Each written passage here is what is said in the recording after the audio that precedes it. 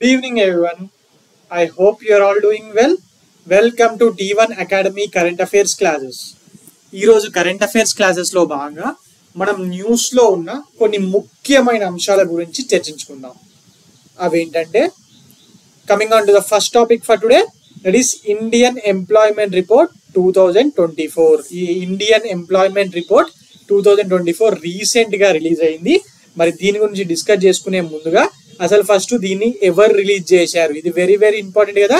ఎవరు రిలీజ్ చేశారు, మరి ఎక్కడ రిలీజ్ చేయడం జరిగింది, లాంటి విషయాలు ఫస్ట్ డిస్కస్ చేసుకుని దాని తర్వాత ఈ రిపోర్ట్ లో ఏముంది అనేది మనం డిస్కస్ చేసుకుందాం. Okay, Indian employment report is released by ILO and IHD. ILO అంటే ఏంటి? ఇంటర్నేషనల్ లేబర్ ఆర్గనైజేషన్, అంతర్జాతీయ కార్మిక సంస్థ. International labour organisation and institute for human development. ఆ international labour organisation and institute for human development ఇద్దరూ కలిపి India employment report 2024 ని release చేయడం జరిగింది. మరి చీఫ్ ఎకనామిక్ అడ్వైజర్ అయిన అనంత నాగేశ్వరన్ గారు దీన్ని రిలీజ్ చేశారు. ఓకే, అనంత నాగేశ్వరన్ గారు దీన్ని రిలీజ్ చేయడం జరిగింది. Okay, who is this Anantha Nageswaran? Chief economic adviser to government of India. మరి ఇండియన్ గవర్నమెంట్ యొక్క చీఫ్ ఎకనామిక్ అడ్వైజర్ అయిన అనంత నాగేశ్వరన్ గారు దీన్ని రిలీజ్ చేయడం జరిగింది. ఓకే, సో ఇందులో అన్నిటికన్నా ఇంపార్టెంట్ పాయింట్ ఏంది? ఇండియన్ ఎంప్లాయ్మెంట్ రిపోర్ట్ ని ఎవరు రిలీజ్ చేశారు? International labour Organisation with the help of Institute for human Development. వీళ్ళిద్దరూ కలిపి రిలీజ్ చేసిన ఈ రిపోర్ట్ ని, తయారు చేసిన ఈ రిపోర్ట్ ని చీఫ్ ఎకనామిక్ అడ్వైజర్ అయిన అనంత నాగేశ్వరన్ గారు రిలీజ్ చేయడం జరిగింది. దేనికి? గవర్నమెంట్ ఆఫ్ ఇండియాకి చీఫ్ ఎకనామిక్ అడ్వైజర్ అయిన. ఓకే, సో ఇప్పుడు ఈ రిపోర్ట్ గురించి మనం మాట్లాడుకుందాం. అసలు ఈ రిపోర్ట్ లో ఏముంది అనే విషయాల గురించి మనం మాట్లాడుకుందాం. 2022లో భారతదేశం, దట్ ఈస్ ఇండియాలోని మొత్తం నిరుద్యోగ జనాభాలో యువత 83% మంది ఉన్నారని చెప్పి ఈ రిపోర్ట్ లో ఐఎల్ఓ పేర్కోవడం జరిగింది. అంటే మొత్తం భారతదేశంలోని నిరుద్యోగులలో 83% మంది యువతే ఉన్నారు అని చెప్పి ఇంటర్నేషనల్ లేబర్ ఆర్గనైజేషన్ వాళ్ళు ఈ రిపోర్ట్ లో తెలియజేయడం జరిగింది. మరి అందులోనూ ముఖ్యంగా నిరుద్యోగుల్లో విద్యావంతులైన యువకులు 2022లో 65.7 మెంబర్స్ ఉన్నారంట. అంటే ఈ టోటల్ 83% లో maximum of the youth who are unemployed are educated. Comparatively 2000లో 54.2% మాత్రమే ఉండే వాళ్ళట. టోటల్ అన్ఎంప్లాయిడ్ యూత్ లో ఎడ్యుకేటెడ్ యూత్ అనేది 54.2% ఉంటే ఇప్పుడేమో 65.7% ఉంది. ఎందుకు? ముఖ్యంగా డిగ్రీ అంటే నార్మల్ BA BSc కానివ్వండి, లేకపోతే బీటెక్ కానివ్వండి, ఈ కాలేజెస్ ఎక్కడంటే అక్కడ అయిపోయి స్కిల్ సెట్ పెద్దగా ఉండట్లేదు కదా. కాలేజెస్ లో స్కిల్స్ నేర్పించట్లేదు, సర్టిఫికేట్లు ఇచ్చి పంపిస్తున్నారు, ఎగ్జామ్లు పెడుతున్నారు, సర్టిఫికేట్లు పెడుతున్నారు, బయటకు వస్తున్నారు. అంతే తప్పితే స్కిల్ సెట్ అనేది నేర్పించడం అనేది ముఖ్యంగా నార్త్ ఇండియన్ స్టేట్స్ లో చాలా చాలా చాలా తక్కువగా ఉంది. కంపారిటివ్లీ సౌతర్న్ ఇండియన్ స్టేట్స్ లో లైక్ కర్ణాటక లేకపోతే తెలంగాణలో టాస్క్ అని చెప్పి అప్పట్లో స్టార్ట్ చేశారు కదా కేసీఆర్ గారు గవర్నమెంట్ ఉన్నప్పుడు. ఇలా స్కిల్స్ ని పెంచే ప్రోగ్రామ్ చేసుకున్న నార్థన్ పార్ట్ ఆఫ్ ఇండియాలో ఈ స్కిల్స్ అనేవి చాలా తక్కువగా ఉండడం వల్ల జాబ్స్ రావట్లేదు. ఓకే, ఇందులో ఇంపార్టెంట్ పాయింట్ ఏంటి? Out of total unemployed in 2022 65.7% are educated youth. అలాగే ఉమెన్ అండ్ మెన్ కంపేర్ చేసుకున్నప్పుడు చదువుకున్న నిరుద్యోగుల్లో పురుషులు 62.2% ఉంటే ఉమెన్ ఏమో 76.7% ఉన్నారంట. అంటే చదువుకున్న వాళ్ళలో పురుషుల కన్నా స్త్రీల శాతమే నిరుద్యోగంలో ఎక్కువగా ఉంది. అండ్ అలాగే రూరల్ అండ్ అర్బన్ లో కంపేర్ చేసినప్పుడు కూడా భారతదేశంలో అర్బన్ ఏరియాస్ లో ఉన్న చదువుకున్న విద్యార్థులు అంటే విద్యావంతులలో నిరుద్యోగ సమస్య చాలా ఎక్కువగా కేంద్రీకృతమై ఉందంట.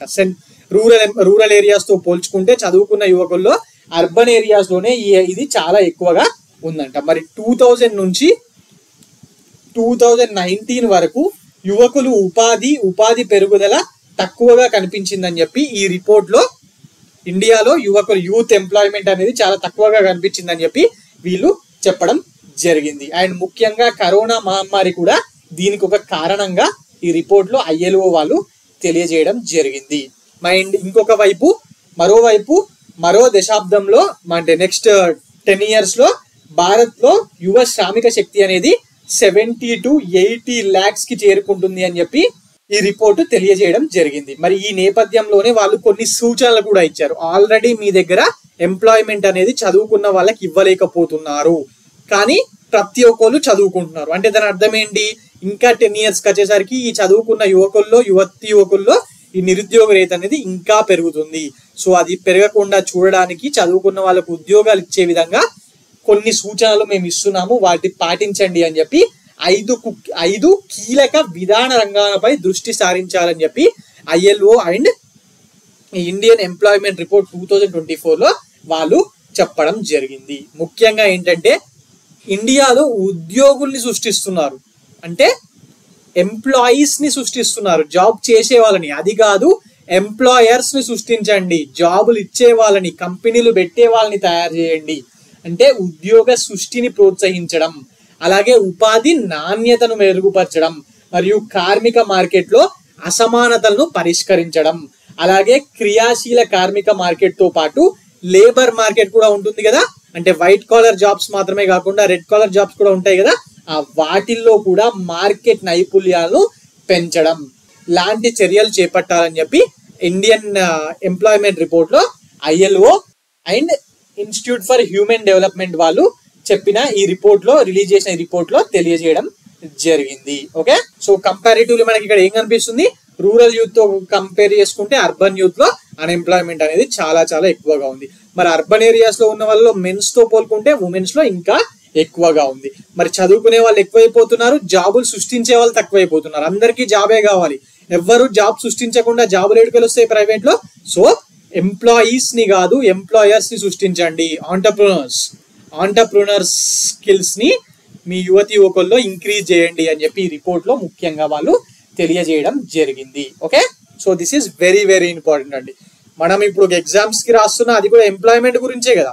సో ఆటోమేటిక్ గా ఇండియన్ ఎంప్లాయ్మెంట్ రిపోర్ట్, అది ఇంటర్నేషనల్ లేబర్ ఆర్గనైజేషన్ UNO వాళ్ళు ఇచ్చింది కాబట్టి 100% దీని మీద రాబోయే TSPSC Group 1 లో, Group 2 లో, అలాగే APPSC Group 2 మెయిన్స్ లో క్వశ్చన్ ఏదో ఒక ఎగ్జామ్ లో 100% దిగుతుంది. Okay, right. Now coming on to the next topic for today. NIA national investigation agency ఉంది కదా, మరి దానికి కొత్త చీఫ్ వచ్చారండి. ఆయన పేరు సదానంద్ వసంత్. మరి ఈయన కూడా 26/11 అటాక్ జరిగాయి కదా, మన ముంబైలో పాకిస్తాన్ వాళ్ళు వచ్చి చేశారు కదా, కసాబ్ అండ్ డిస్కో. ఆ టైంలో ఈయన కూడా వాళ్ళతో పోరాడి గాయపడడం జరిగింది. ఆ 26/11 అటాక్స్ లో అటు హేమంత్ కర్కరే అలాంటి వాళ్ళు ఉన్నారు కదా, చనిపోయారు, వీరమరణం పొందారు. ముంబై ATS చీఫ్ హేమంత్ కర్కరే లాంటి వాళ్ళు, మరి వాళ్ళతో పాటు ఈ సదానంద్ వసంత్ కూడా కలిసి పోరాడడం జరిగింది. Decorated officer. ఓకే, మరి he has been appointed as the NIA director general.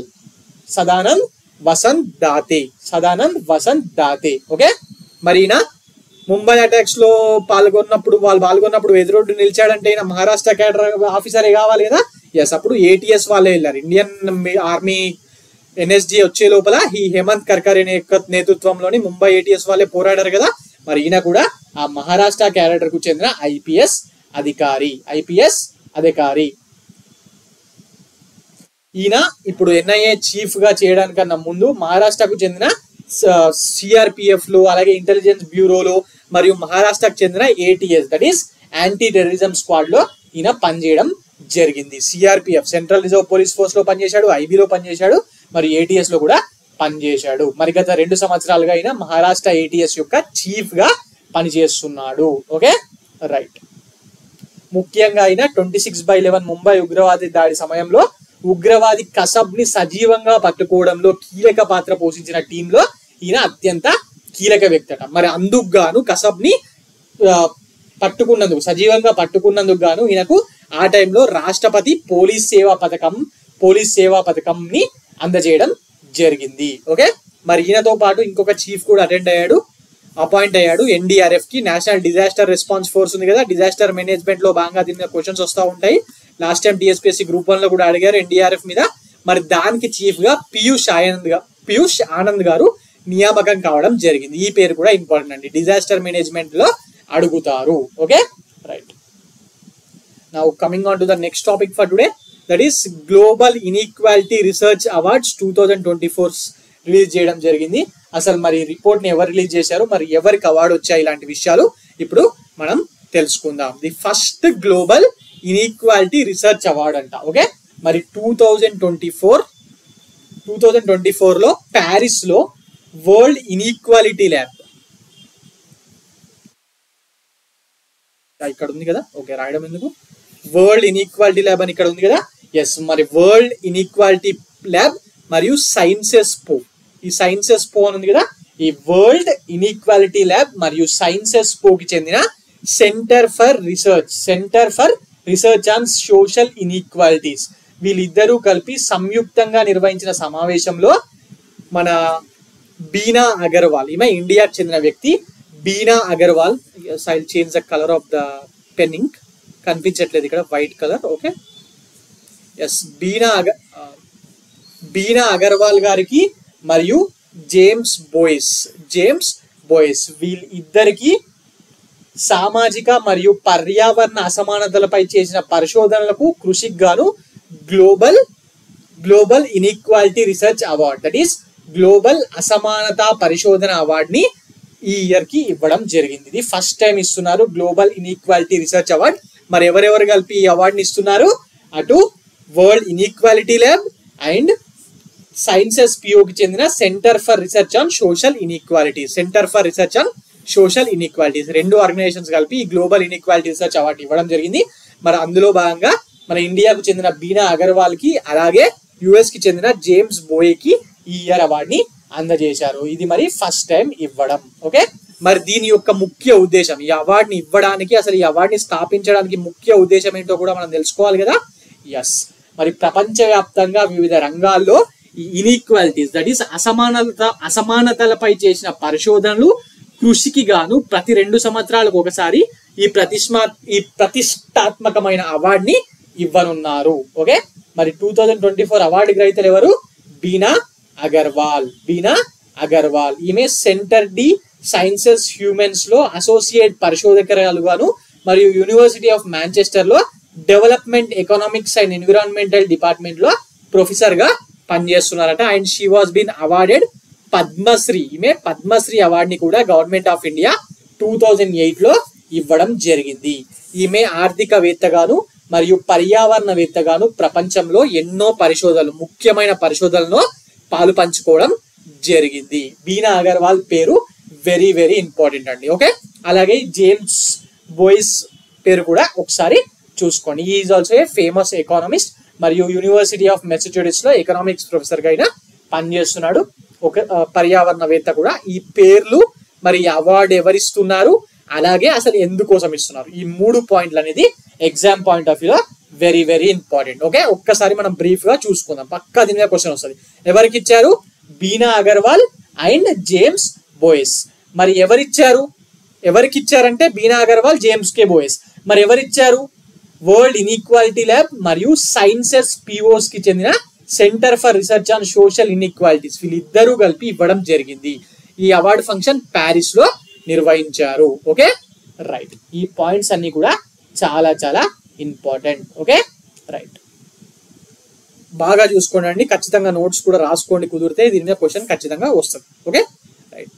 Now coming on to the next topic for today, that is IIT mandi news లో ఉంది. Because they have developed a system based on behaviour patterns. మనుషుల యొక్క behaviour patterns, ఈ frauds జరుగుతున్నాయి కదా, OTP frauds. మరి ఆ OTP frauds యొక్క బిహేవియర్ ప్యాటర్న్స్ తోని దానికి ఒక పరిష్కారాన్ని ఐఐటి మండి వాళ్ళు ఈ ఆన్లైన్ మోసాల కట్టడి కోసం ఒక సరికొత్త వ్యవస్థని ఐఐటి మండి వాళ్ళు తయారు చేయడం జరిగింది. ఐఐటీస్ మీద క్వశ్చన్ తెలంగాణ ఎగ్జామ్ లో ప్రతి ఎగ్జామ్ లో వస్తుంది కదా, సో అందుకే ఇక్కడ ఐఐటి మండి అని ఉంది కాబట్టి దీని మీద నేను ఇక్కడ ఎక్స్ప్లెయిన్ చేస్తున్నాను. మరి ఇటీవల కాలంలో ఈ ఓటీపీ మోసాలు, పాస్వర్డ్ హ్యాకింగ్ చాలా జరుగుతున్నాయి కదా, మరి అలాంటి నేరాలకు చెక్ పెట్టే విధంగా ఐఐటి మండి ఎక్కడుంది, హిమాచల్ ప్రదేశ్. ఓకే, హిమాచల్ ప్రదేశ్ లోని ఐఐటి మండి పరిశోధకులు ప్రత్యేకమైన బయోమెట్రిక్ ఆధారిత వ్యవస్థను అభివృద్ధి చేయడం జరిగింది. బయోమెట్రిక్ ఆధారంగా ఒక వ్యవస్థని వీళ్ళు డెవలప్ చేయడం జరిగిందంట.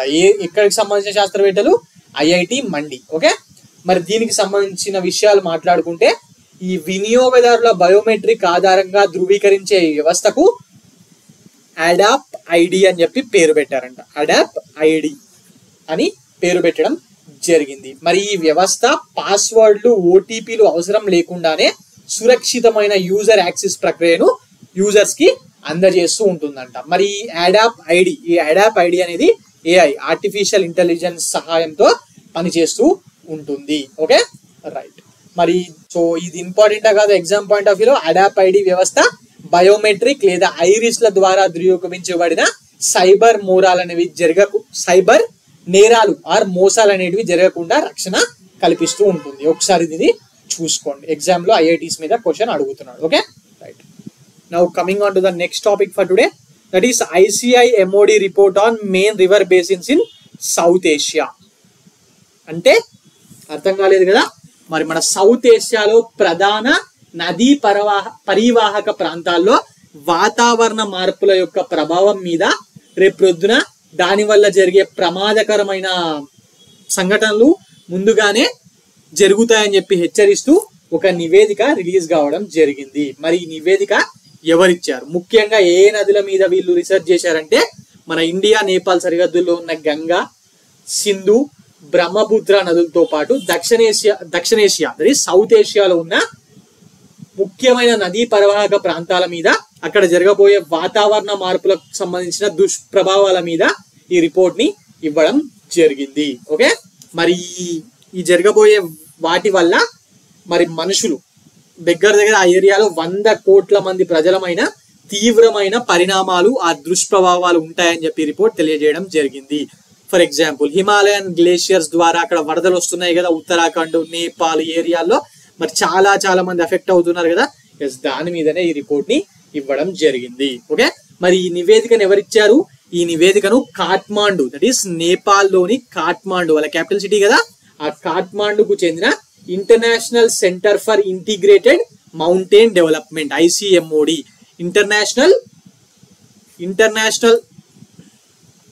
International Centre for Integrated Mountain development. ఇది ఒక్కసారి గుర్తుపెట్టుకోండి. ICMOD అని ప్రతిసారి ఎగ్జామ్ లో ఇయ్యాడు కదా షార్ట్ ఫామ్.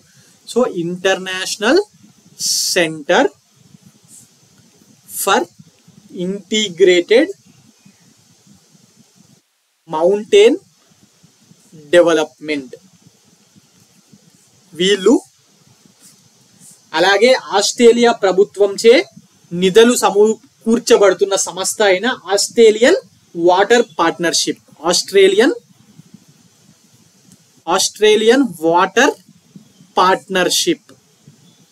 అనే సంస్థ, వీళ్ళిద్దరూ కలిపి ఈ రిపోర్ట్ ని ఇవ్వడం జరిగింది. ఈ పేర్లు ఇంపార్టెంట్ అండి. ఈ రిపోర్ట్ ని ఎవరు ఇచ్చారంటే international Centre for Integrated Mountain development and Australian water partnership, వీళ్ళిద్దరూ ఇచ్చారు. ఓకే, మరి దీనికి సంబంధించిన వివరాలు మనం మాట్లాడుకోవాలనుకుంటే ఈ 3 నదులు ఇందాక చెప్పాను, గంగా, బ్రహ్మపుత్ర అండ్ ఇంకో నది ఏం చెప్పాను మర్చిపోయారా? గుర్తుందా? సింధు నది, ఇండస్ నది, పాకిస్తాన్, ఇండియా నుంచి పాకిస్తాన్ కి ఫ్లో అవుతూ ఉంటుంది కదా. మరి ఈ 3 నదులపై నదీ పరివాహిక నిర్వహణకు integrated river basin management system ని అవలంబించాల్సిన అవసరం ఎంతైనా ఉందని చెప్పి ఈ రిపోర్ట్ లో తెలియజేయడం జరిగింది. ఓకే, అలాగే హిందూకుష్ మౌంటైన్స్, అంటే హిమాలయాల్లో పాటైన హిందూకుష్ మౌంటైన్స్ ఉంది కదా, పాకిస్తాన్, ఆఫ్ఘనిస్తాన్ వరకు స్ట్రెచ్ అయి ఉంటుంది. మరి అక్కడ, మరి అలాగే సౌత్ ఏషియా మరియు ఆగ్నేషియా, అది సౌత్ ఈస్ట్ ఏషియాలోని పలు ప్రాంతాలకు ప్రధాన నీటి వరుగా ఉన్నాయంట ఈ హిందూకుష్ హిమాలయాలు. మరియు ఈ ఏరియాలో ఉన్న మంచు, హిమానీ నదులు వర్షపాతం ద్వారా వచ్చే నీటిని ఆసియాలోనే 10 పెద్ద నదులకు అక్కడి నుంచే ట్రాన్స్పోర్ట్ అవుతూ ఉంటుంది. మరి ఆ ఏరియాలోనే ఇలాంటి వరదలు రాబోతున్నాయి. అందువల్లనే ఇంటిగ్రేటెడ్ రివర్ బేసిన్ మేనేజ్మెంట్ ని ఫాలో కావాలని చెప్పి వీళ్ళు ఈ రిపోర్ట్ లో తెలియజేయడం జరిగింది. అలాగే మరి ఇండియాకి సంబంధించి కూడా కొన్ని పాయింట్స్ చెప్పారు, అది ఇప్పుడు మాట్లాడుకుందాం. ఏమని చెప్పారంటే భారతదేశంలోనే ఎంతో ప్రాముఖ్యమైన గంగా నది దట్ ఈస్ గంగా రివర్ వాతావరణ మార్పులు మరియు హిమానీ నదులు కరిగిపోవడం, అస్థిరమైన వర్షపాతం, అకాల వరదలు, అలాగే దాని చుట్టుపక్కల ఏరియాలో ఇండస్ట్రియలైజేషన్ మరియు అర్బనైజేషన్ వంటి కారణాల కారణంగా ఈ గంగా నది అనేది పర్యావరణ ముప్పుని తీవ్రంగా ఎదుర్కొంటున్నది. అలాగే మురుగునీరు, పారిశ్రామిక వ్యర్థాలు దట్ ఈస్ వ్యర్థాలు దట్ ఈస్ ఇండస్ట్రియల్ వేస్ట్ అన్ని కూడా ఈ నదీ జలాలను తీవ్రంగా కలుషితం చేస్తున్నాయి. ఫలితంగా దాని మీద ఆధారపడి ఉన్న చుట్టుపక్కల ఏరియాల్లో అగ్రికల్చర్ చేసే ఫార్మర్స్, అలాగే వాటిని తినే నార్మల్ జనాల ఆరోగ్యానికి, పర్యావరణానికి ఇది చాలా చాలా ప్రమాదకరంగా రాబోయే రోజుల్లో మారబోతున్నది అని చెప్పి గంగా నది మీద వీళ్ళు రిపోర్ట్ లో తెలియజేయడం జరిగింది. ఓకే, అలాగే మానవుల యొక్క కార్యక్రమాలతో పాటు వాతావరణ మార్పుల ప్రభావం ప్రస్తుత సవాళ్లను, ముఖ్యంగా వరదలు రావడానికి, అలాగే కరువులు రావడానికి ఇది చాలా చాలా ఒక క్రూషియల్ విషయంగా ఉంటుంది మరియు ఇలాంటి ప్రాబ్లమ్స్ ఇంకా తీవ్రతరం కావడానికి హెల్ప్ చేస్తుంది అని చెప్పి వీళ్ళు చెప్పడం జరిగింది. ఓకే, అంటే ఎగ్జాంపుల్స్ ఎలా ఇచ్చారంటే ముఖ్యంగా ఈ వాటర్ రిసోర్సెస్ అనేది భూమిలో కరువు వస్తుందంటే అర్థమైంది వాటర్ లేవని. మరి ఆ వాటర్ రిసోర్సెస్ పునరుద్ధరణ ఎప్పుడు జరుగుతుంది? వర్షాకాలంలో. మరి అప్పుడు ఏమవుతుంది? Environmental problems, global climatic change వల్ల ఏమవుతుంది? ఒకటేసారి దంచి కొట్టేసరికి వర్షాలు, వరదలు ముంచెత్తుతున్నాయి. దానివల్ల ఏమవుతుంది? లోతట్టు ప్రాంతాలు మునిగిపోవడం. ఫర్ ఎగ్జాంపుల్ మనం మూసీ నదిలో వచ్చినప్పుడు కూడా లోతట్టు ప్రాంతాలు హైదరాబాద్ మునుగుతూ ఉంటాయి కదా. మరి ముఖ్యంగా గంగా నది వల్ల ఆ బీహార్ ఏరియా, అలాగే బంగ్లాదేశ్ తదితర లోతట్టు ప్రాంతాల్లో ఇది చాలా అవుతుందట. మరి అదే సమయంలో అలాంటి ఏరియాల్లోనే ఎండాకాలంలో తీవ్రమైన నీటి ఎద్దడిని కూడా ఎదుర్కొంటున్నాడు. ఒక దిక్కేమో వర్షాకాలంలో వరదలు, మళ్ళీ ఎండాకాలంలోనేమో ఏం జరుగుతుంది? నీటి ఎద్దడి, కరువు. సో ఇలాంటి వాటికి ఈ ఇంటిగ్రేటెడ్ రివర్ బేసిన్ మేనేజ్మెంట్ అనేది ఒక సొల్యూషన్ అని చెప్పి వాళ్ళు తెలియజేయడం జరిగింది. మరి ఇలాంటి పరిస్థితులు అంటే కరువు, అటు వరద, దీనివల్ల ఎవరికి ఎక్కువ ప్రాబ్లము? ముఖ్యంగా మహిళలకు, అలాగే వికలాంగులకు మరియు అణగారిన వర్గాలకు ఇవి వాళ్ళ ఇన్ఈక్వాలిటీస్, ఆల్రెడీ ఉన్న ఇన్ఈక్వాలిటీస్ ని ఇంకా ఎక్కువగా పెంచుతున్నాయని చెప్పి ఈ నివేదిక తెలియజేయడం జరిగింది. మరి ఈ హిమాలయాల్లో వస్తున్న మార్పుల వల్ల, ఆ హిమాలయ నదుల్లో వస్తున్న మార్పుల వల్ల సింధు నది పరివాహక ప్రాంతం, పాకిస్తాన్, ఇండియా, ఆఫ్ఘనిస్తాన్, చైనాలోని 268 మిలియన్ పీపుల్ వీటి మీదనే ఆధారపడి ఉన్నారు. వీటి మీదనే ఆధారపడి ఉన్నారు. మరి ఇప్పుడున్న వాతావరణ మార్పుల కారణంగా ప్రస్తుతం ఈ సింధు నది యొక్క నదీ స్వరూపం అనేది చాలా మారిపోతుందంట. అంటే ఎటు పడితే అటు చేంజ్ అయిపోవడం, దాని కోస్ట్ లైన్ చేంజ్ కావడం జరుగుతుంది. ఓకే, మరి పెరుగుతున్న ఉష్ణోగ్రతలు, ఋతుపవనాలు సరిగ్గా లేకపోవడంతో ఈ ఏరియాస్ లో నీటి సంక్షోభం కూడా తీవ్రం అవుతుంది.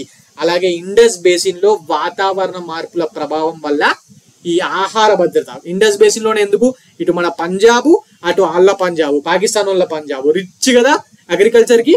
మరి ఇక్కడ వాటర్ ఫెసిలిటీ సరిగ్గా లేకపోవడం, లేకపోతే వరదలు రావడం, దీనివల్ల ఏమవుతుంది? ఆహార భద్రత, ప్రజల యొక్క ఆహార భద్రత అనేది రిస్క్ లో పడుతుంది. అలాగే ఫార్మర్స్ యొక్క జీవనోపాధి మరియు నీటి భద్రత ఇది దెబ్బతీస్తుంది అని చెప్పి ఈ నివేదికలో తెలియజేయడం జరుగుతుంది. ఓకే, జరిగింది.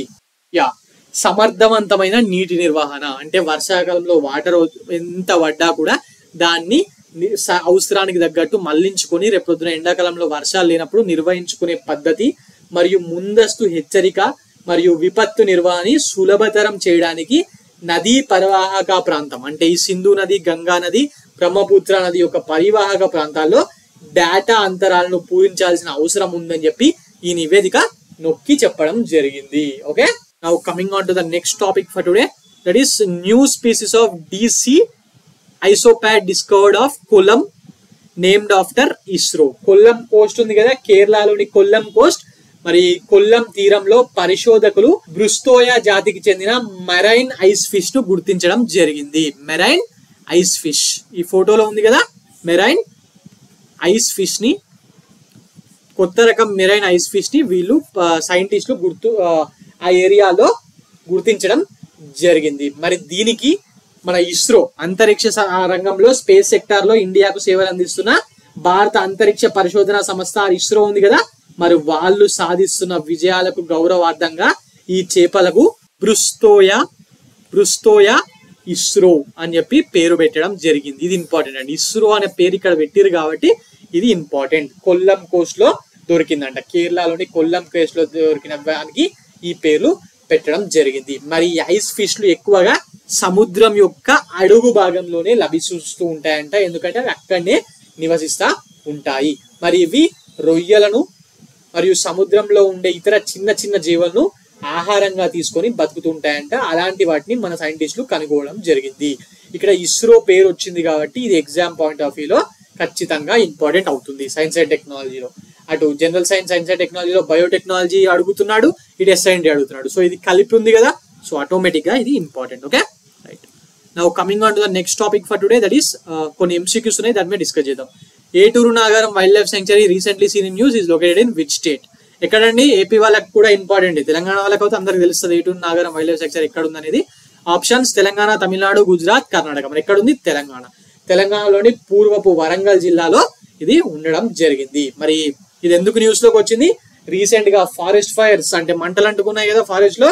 మరి తెలంగాణలోని ఏటూరు నాగారం వైల్డ్ లైఫ్ సాంక్చురీలో ముఖ్యంగా ఇది ఎక్కడ ఉంటుంది?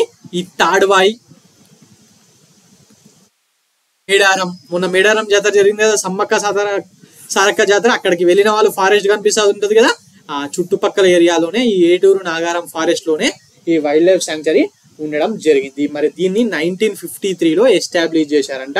ఇది మహారాష్ట్రకు, ఛత్తీస్గఢ్ కు, తెలంగాణ యొక్క బార్డర్స్ లో ఉంటుంది. పూర్వపు వరంగల్ జిల్లా, మరి ఇప్పుడు ములుగు జిల్లాలో ఇది ఉంది. ABPSC వాళ్ళకు జస్ట్ ఇది తెలంగాణలో ఉంది అని చెప్పిన విషయం తెలిస్తే సరిపోతుంది. మరి ఈ అడవుల్లోనే ఈ సమ్మక్క సారక్క జాతర అనేది ప్రతి 2 సంవత్సరాలకు ఒకసారి గోదావరి నది ఒడ్డున చాలా బాగా తెలంగాణ గవర్నమెంట్ సెలబ్రేట్ చేస్తూ ఉంటుంది. ఓకే, ఆంధ్రప్రదేశ్ ఉన్నప్పుడే ఇది స్టేట్ ఫెస్టివల్ అండి. అప్పట్లోనే చంద్రబాబు నాయుడు గారు ఉన్నప్పుడు దీనికి స్టేట్ ఫెస్టివల్ హోదా ఇవ్వడం జరిగింది. Okay right. మరి ఏటూరు నాగారం వైల్డ్ లైఫ్ సాంక్చురీలో ఇండియన్ గోర్, టైగర్, లెపర్డ్ ఇలాంటివి ఉంటాయంట. Okay right. అంతా ఏ యానిమల్స్ ఉంటాయని పెద్దగా ఏం అడగడు, కానీ అది ఎక్కడ ఉంది, ఎందుకు న్యూస్ లో ఉంది అది తెలుసుకుంటే సరిపోతుంది. Coming on to the next topic for today. Recently the election Commission of India launched which app to facilitate easier voting for person above 85 years of age and physically handicapped persons కోసము 40% కన్నా ఎక్కువ physical handicapped ఉన్న వాళ్ళ కోసం, అంటే person with disabilities వాళ్ళ కోసము ఒక యాప్ ని లాంచ్ చేయడం జరిగింది. 85 ఏళ్ళు దాటిన ముసలి వాళ్లకు మరియు PWDs కి 40% కన్నా ఎక్కువ ఉన్న వాళ్ళకు ఈజీగా ఎలక్షన్ ప్రక్రియలో పాల్గొనడానికి ఒక యాప్ ని రీసెంట్ గా ఎలక్షన్ కమిషన్ ఆఫ్ ఇండియా వాళ్ళు రిలీజ్ చేశారు. మరి అది ఏ యాప్ అని అడుగుతున్నాడు. Options are Madad app, B Sankalp app, C Saksham app, D Kavach app. Kavach app అయితే ఇండియన్ రైల్వేస్ కి సంబంధించింది కదా. ఎస్, మరి అది కాదు, ఇంకేంది ఆన్సర్? సాక్ష్యం app. Recently election Commission of India has introduced this Saksham app because of its aim to ensure inclusivity in voting with new measures. Voters above 85 years of age and all the voters with 40% of benchmark disability can vote from home. మనం Karnataka assembly elections లో చూసాం కదా, ఇంటి నుంచే vote వేయడం అక్కడనే start చేశారు కదా ఫస్ట్ టైం. మరి 85 years ఆఫ్ ఏజ్ 40% డిసబిలిటీ ఉన్న వాళ్ళకు మన తెలంగాణ అసెంబ్లీ ఎలక్షన్స్ లో కూడా చేశారు. మరి దీన్ని దేశవ్యాప్తంగా ఇంప్లిమెంట్ చేస్తున్నారు. దానికోసం సాక్ష్యం యాప్ ని డౌన్లోడ్ చేసుకొని అందులో రిజిస్టర్ చేసుకోవాల్సి ఉంటుంది. ఈ చుట్టుపక్కల ఉన్న పోలింగ్ స్టేషన్స్ లో ఉండే వాలంటీర్స్ వచ్చి wheelchairs and transport facilities ని వాటిని తీసుకొచ్చి వీళ్ళతో ఓటేస్తా ఉంటారు. The Saksham app facilitate voting for PWDs also. ఇంతకు ముందు ఓన్లీ ముసలి వాళ్ళకే ఉండే, మరి ఇదేమో PWDs కి కూడా చేస్తున్నారు. Okay right. Now coming on to the next question for today, that is what is the primary objective of smart meter national program recently seen in the news? Recent గా ఈ స్మార్ట్ మీటర్స్ ని install చేస్తున్నారు కదా అన్ని రాష్ట్రాల్లో. మరి అసలు ఇది దేని గురించి అని చెప్పి అడుగుతున్నాడు. Options: to replace India's 25 crore conventional meters with smart meters, B to improve water distribution efficiency, C to promote renewable energy sources, D to reduce pollution from power plants. Smart meter అన్నాడు, power plants కి ఏమన్నా సంబంధం ఉందా? లేదు. To promote renewable energy sources అంట, అది government of India చేస్తుంది. మరి రెన్యూవబుల్ ఎనర్జీ సోర్సెస్ ని ప్రమోట్ చేయడానికి జనాల్లో కూడా ఈ సోలార్ అవన్నీ ఇంటింటికి ఇస్తున్నారు. సో దానికి స్మార్ట్ మీటర్ కి సంబంధం లేదు. సో ఆన్సర్ ఏంటంటే to replace India's 25 crore conventional meters with smart meters. Okay, recent గా దీన్ని కేరళలో స్టార్ట్ చేయడం జరిగింది. ఓకే, స్టార్ట్ చేశారు. బట్ ఇది గవర్నమెంట్ ఆఫ్ ఇండియా ప్రోగ్రామ్.